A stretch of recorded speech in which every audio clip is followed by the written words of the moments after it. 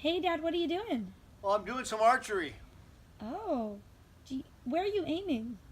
Well, I was trying to figure out what I was aiming for, but I'm sure getting kind of sore by pulling back the bow.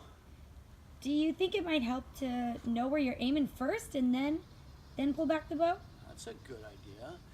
Maybe I'll just aim for that bullseye right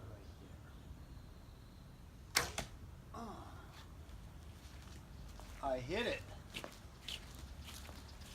Well, kind of like our health, if we really focus on what is most important to us and what we want to achieve, if we put our energy into it, there's a much better chance that we'll actually achieve it. So consider what's most important, how your life is being affected, and how your life will be if you achieve that goal. We're here to help you get whatever you're looking for and achieve your goal and hit the target, get that bullseye. Dr. Gary Arthur signing off.